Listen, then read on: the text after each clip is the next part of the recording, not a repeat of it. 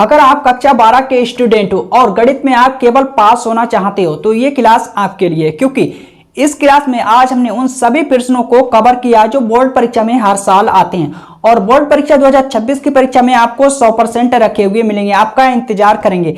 यानी इस क्लास में आज हम पूरे 35 नंबर पक्के करने वाले हैं और जो मैं आपको प्रश्न दूंगा उन प्रश्नों का हल आपको कहां पर मिलेगा तो ये वीडियो के लास्ट में मैं आपको बताऊंगा। तो चलते हैं प्रश्नों की ओर। पार्ट 8 समाकलनों के अनुप्रयोग। पार्ट 8 में कुल 4 प्रश्न हैं, तो सभी प्रश्नों को हम इस क्लास में कवर करने वाले हैं। ओके, प्रश्न नंबर 1, प्रथम चतुर्थांश में वृत्त, जो यहाँ पर वृत्त का समीकरण दिया हुआ है x² + y² बराबर 32, रेखा y बराबर x एवं x अक्ष से घिरे क्षेत्र का क्षेत्रफल ज्ञात कीजिए। तो इसमें मेरे को x अक्ष से घिरे क्षेत्र का यानी भाग का क्षेत्रफल ज्ञात करना है। यह प्रश्न 8 नंबर में आता है। प्रश्न नंबर 2, क्लियर, दिखाइए कि यानी सिद्ध कीजिए परवलय, जो यहाँ पर परवलय का समीकरण दिया हुआ है y² बराबर 4ax का इसकी नाभि लंब जीवा से ओके घिरे क्षेत्र का क्षेत्रफल 8/3a² होगा। यानी इसने कहा है कि इस परवलय की नाभि लंब की जीवा से घिरे क्षेत्र का क्षेत्रफल इतना होगा। ये मेरे को सिद्ध करके देना है। ये प्रश्न 8 नंबर में आता है और ये प्रश्न बोर्ड परीक्षा में 48 बार लगातार आ चुका है, वो भी 8 नंबर में। ये प्रश्न वेरी मोस्ट इंपोर्टेंट प्रश्न है, तो आपको इस प्रश्न को अच्छी तरह से तैयार कर लेना है।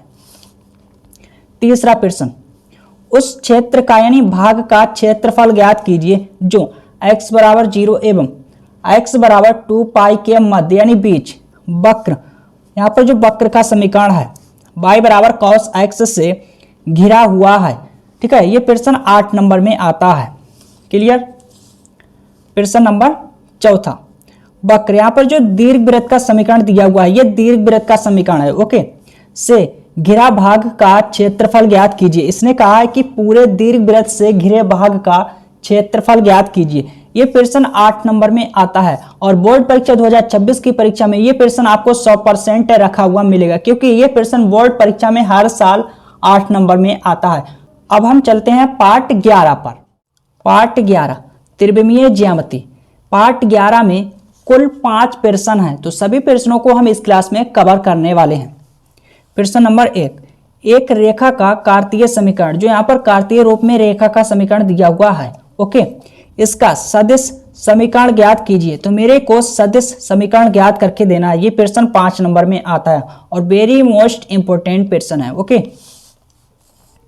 दूसरा प्रश्न, रेखाओं जिनके सदिश समीकरण, जो यहाँ पर सदिश समीकरण दिए हुए हैं यानी सदिश रूप में रेखाओं के समीकरण दिए हुए हैं ओके, कि न्यूनतम दूरी ज्ञात कीजिए।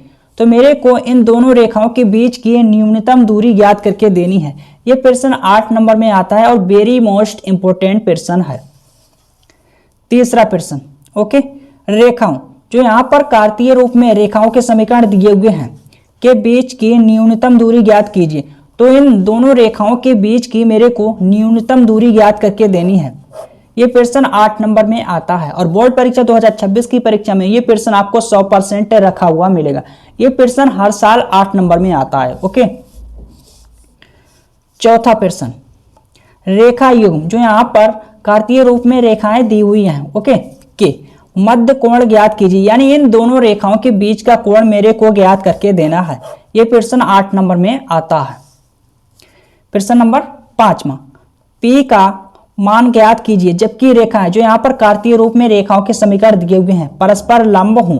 इसने कहा है मेरे प्यारे दोस्त, ये दोनों रेखाएं परस्पर लंब हैं, तो P का मान ज्ञात कीजिए। ये प्रश्न 5 नंबर में आता है। ठीक है, और बोर्ड परीक्षा 2026 की परीक्षा में इस प्रश्न का आना 100% तय है। अब हम चलते हैं पार्ट 12 पर। पार्ट 12 रैखिक प्रोग्रामन। पार्ट 12 में कुल 2 प्रश्न हैं। दोनों प्रश्नों को हम इस क्लास में कवर करने वाले हैं ओके।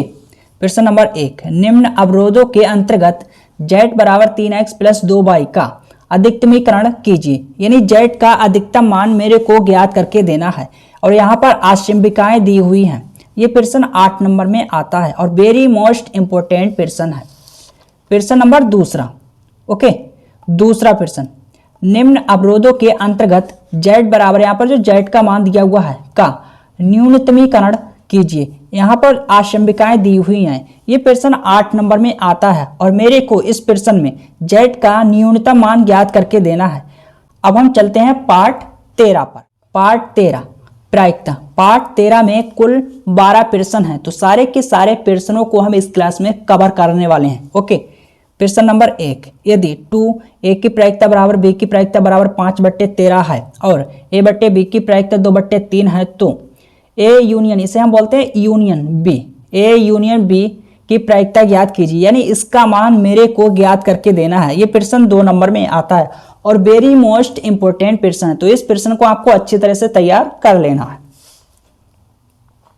दूसरा प्रश्न, ओके, यदि a की प्रायिकता 3/4 है, b की प्रायिकता 1/3 है तथा a इंटरसेक्शन, इसे हम बोलते हैं इंटरसेक्शन, a इंटरसेक्शन b की प्रायिकता 1/6 है, तो a/b की प्रायिकता ज्ञात कीजिए, यानी इसका मान मेरे को ज्ञात करके देना है। ये प्रश्न 2 नंबर में आता है।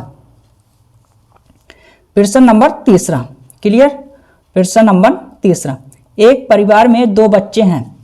यह ज्ञात है कि बच्चों में कम से कम एक बच्चा लड़का है। इसने कहा है यह ज्ञात है कि बच्चों में कम से कम एक बच्चा लड़का है, तो दोनों बच्चों के लड़का होने की प्रायिकता ज्ञात कीजिए। ये प्रश्न 5 नंबर में आता है और हर साल आता है।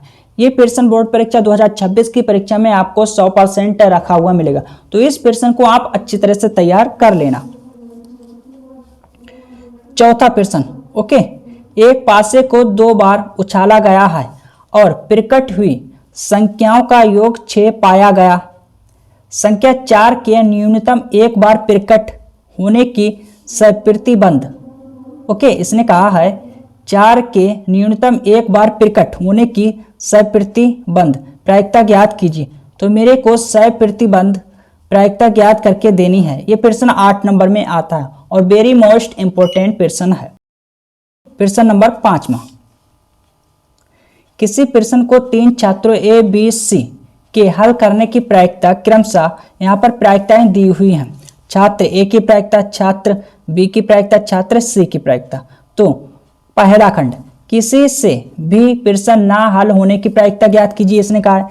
दूसरा खंड, क्लियर, प्रश्न हल हो जाने की प्रायिकता ज्ञात कीजिए। ये प्रश्न 5 नंबर में आता है और वेरी मोस्ट इंपोर्टेंट प्रश्न है, तो इस प्रश्न को आप लोग अच्छी तरह से तैयार कर लेना, क्लियर। छठा प्रश्न, प्रश्न नंबर 6, किसी अधिवर्ष या हम कहें लीप वर्ष, इसने कहा है किसी अधिवर्ष या हम कहें लीप वर्ष, ओके, लेकिन पेपर में आपको ये आएगा, ठीक है, ये देगा, अधिवर्ष देगा, लीप वर्ष नहीं देगा, तो आपको अच्छी तरह से याद रखना है कि अधिवर्ष को हम लीप वर्ष भी कहते हैं। में 53 रविवार होने की प्रायिकता ज्ञात कीजिए। ये प्रश्न 8 नंबर में आता है, बहुत ही सरल प्रश्न है, ओके। प्रश्न नंबर 7, एक पासे को 3 बार उछाला जाता है। इसने कहा है कि एक पासे को 3 बार उछाला जाता है, कम से कम एक बार विषम संख्या प्राप्त होने की प्रायिकता ज्ञात कीजिए। ये प्रश्न 8 नंबर में आता है, वेरी मोस्ट इंपोर्टेंट प्रश्न है, तो इस प्रश्न को आप अच्छी तरह से तैयार कर लेना। अब हम चलते हैं प्रश्न नंबर 8 पर। प्रश्न नंबर 8, किसी दौड़ में ए के जीतने की प्रायिकता 1/3 है तथा बी के जीतने की प्रायिकता 1/4 है। उस दौड़ में ए और बी में से कोई ना जीत पाए, इसकी प्रायिकता क्या है, यानी मेरे को प्रायिकता ज्ञात करके देनी है। ये प्रश्न 5 नंबर में आता है। प्रश्न नंबर 9, एक थैले में 4 लाल और 4 काली गेंदें हैं और एक अन्य यानी दूसरे थैले में 2 लाल और 6 काली गेंदें हैं। दोनों थैलों में से एक गेंद को यादृच्छा का मतलब होता है बिना देखे चुना जाता है, यानी बिना देखे निकाला जाता है एक गेंद को, और उसमें से एक गेंद निकाली जाती है जो कि लाल है। इस बात की प्रायिकता ज्ञात कीजिए कि गेंद पहले थैले से निकाली गई है। ये प्रश्न 8 नंबर में आता है और वेरी मोस्ट इंपोर्टेंट प्रश्न है, तो इस प्रश्न को आपको अच्छी तरह से तैयार कर लेना है। प्रश्न नंबर 10, 2 पासे एक साथ फेंके जा रहे हैं, कम से कम एक 6 आने की प्रायिकता ज्ञात कीजिए। ये प्रश्न 5 नंबर में आता है, वेरी मोस्ट इंपोर्टेंट प्रश्न है। प्रश्न नंबर 11, ए और बी 2 स्वतंत्र घटनाएं दी गई हैं। यदि ए की प्रायिकता इतनी है, बी की प्रायिकता इतनी है, तो ज्ञात कीजिए पहला खंड दूसरा खंड। ओके, ये प्रश्न 5 नंबर में आता है। 12वां प्रश्न, यदि ए और एफ इस प्रकार की घटनाएं हैं, इसने कहा है यदि ए और एफ इस प्रकार की घटनाएं हैं कि ए की प्रायिकता इतनी है, एफ की प्रायिकता इतनी है, यानी 0.3, और यहाँ पर ए इंटरसेक्शन एफ, इसे हम बोलते हैं इंटरसेक्शन, ए इंटरसेक्शन एफ की प्रायिकता इतनी है, तो इसकी प्रायिकता और इसकी प्रायिकता ज्ञात कीजिए, यानी इसका मान मेरे को ज्ञात करके देना है। ये प्रश्न 5 नंबर में आता है और वेरी मोस्ट इंपॉर्टेंट प्रश्न है। आई होप समझ आया होगा।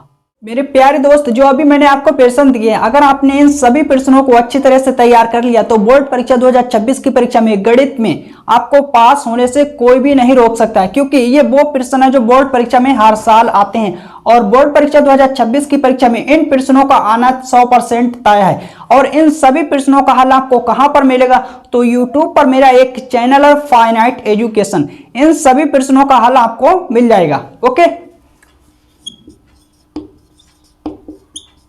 फाइनाइट एजुकेशन, इस चैनल पर आपको इन सभी प्रश्नों का हल बहुत ही अच्छी तरह से देखने को मिल जाएगा, क्योंकि इन सारे के सारे प्रश्नों को मैंने बहुत ही सरल, आसान और रोचक तरह से हल किया है। आई होप समझ आया होगा। अगर आज की क्लास अच्छी लगी तो अपने चैनल को लाइक, सब्सक्राइब और शेयर करिएगा। मिलते हैं अगली क्लास में।